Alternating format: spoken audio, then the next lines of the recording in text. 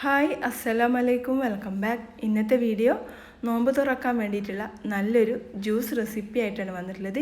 ഈ ഒരു ജ്യൂസ് കഴിച്ചു കഴിഞ്ഞാൽ നമുക്ക് നോമ്പിൻ്റെ ക്ഷീണവും ദാഹവും ഒക്കെ മാറ്റാൻ പറ്റും. അതുപോലെ തന്നെ നമ്മുടെ വീട്ടിൽ ഗസ്റ്റൊക്കെ വന്നു കഴിഞ്ഞാൽ നമുക്ക് ഈ ഒരു ചൂട് സമയത്ത് പെട്ടെന്ന് കൊടുക്കാൻ പറ്റിയിട്ടുള്ള നല്ലൊരു ജ്യൂസ് റെസിപ്പിയാണ്. അപ്പോൾ വീഡിയോയിലോട്ട് പോകുന്നതിന് മുമ്പായിട്ട് നിങ്ങൾ എൻ്റെ ചാനൽ ആദ്യമായിട്ടാണ് കാണുന്നതെങ്കിൽ ലൈക്ക് ചെയ്യാനും സബ്സ്ക്രൈബ് ചെയ്യാനും മറക്കരുത്. അപ്പോൾ നമുക്ക് നേരെ വീഡിയോയിലോട്ട് പോകാം. അപ്പോൾ ഇതാ ഞാൻ കുറച്ച് വാട്ടർ മെലോൺ എടുത്തിട്ടുണ്ട്.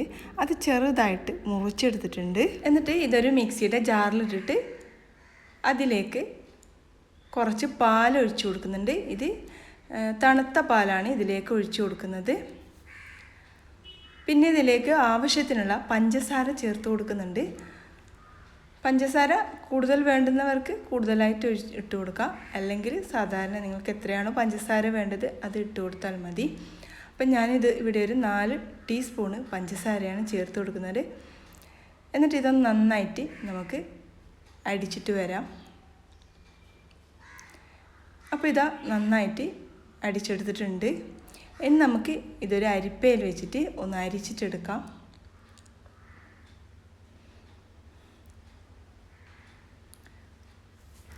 ഇനി ഇതൊരു ജ്യൂസ് ഗ്ലാസ്സിലേക്ക് ഒഴിച്ചു കൊടുക്കാം.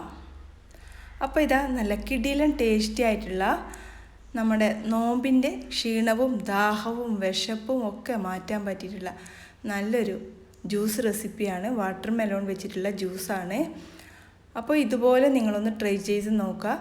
നമ്മുടെ വീട്ടിൽ ഗസ്റ്റൊക്കെ വന്നാൽ നമുക്ക് വെറും 5 മിനിറ്റ് കൊണ്ട് റെഡിയാക്കി എടുക്കാൻ പറ്റില്ല നല്ലൊരു ജ്യൂസ് റെസിപ്പിയാണ്.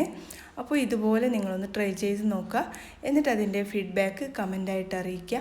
അപ്പോൾ നിങ്ങൾക്ക് എൻ്റെ വീഡിയോ ഇഷ്ടമാവുന്നുണ്ടെങ്കിൽ ലൈക്ക് ചെയ്യാനും സബ്സ്ക്രൈബ് ചെയ്യാനും തൊട്ടടുത്ത് കാണുന്ന കുഞ്ഞു ബെല്ലൈക്കൺ ഒന്ന് എനേബിൾ ചെയ്യാനും മറക്കരുത്.